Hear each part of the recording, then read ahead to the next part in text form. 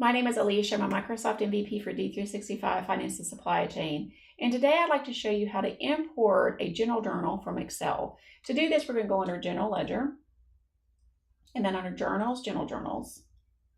The first thing we're going to do is click New, and I'm going to give it a journal name.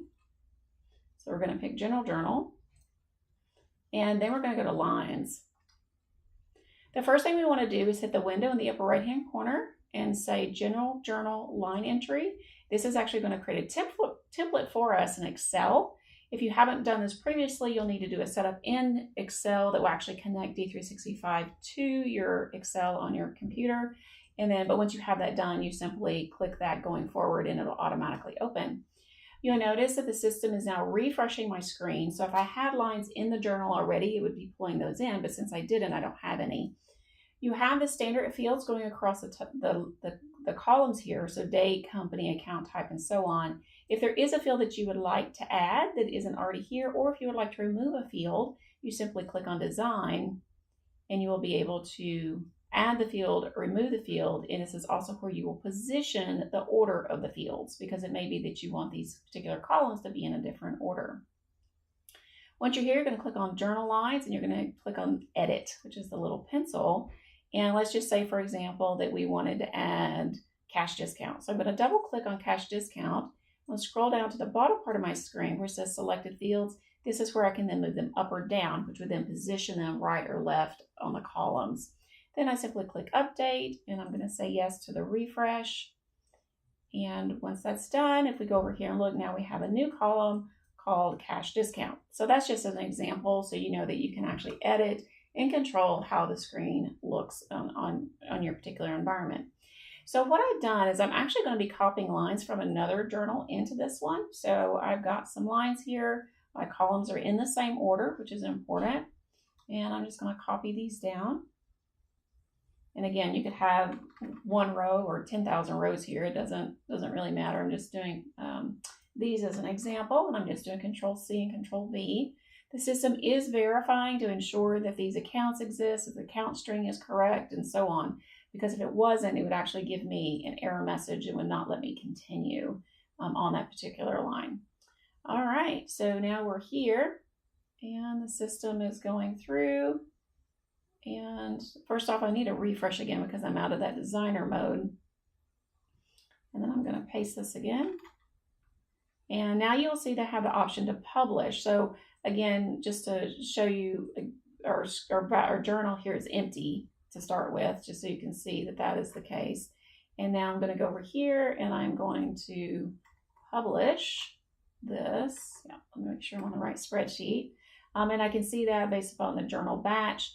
And now I'm going to click on publish. The system is now writing all of these lines into my journal. And again, if there was a piece of information that was inaccurate in this particular spreadsheet, the system would give me an error message here. So in a minute, maybe I'll do that so you can see what that would look like.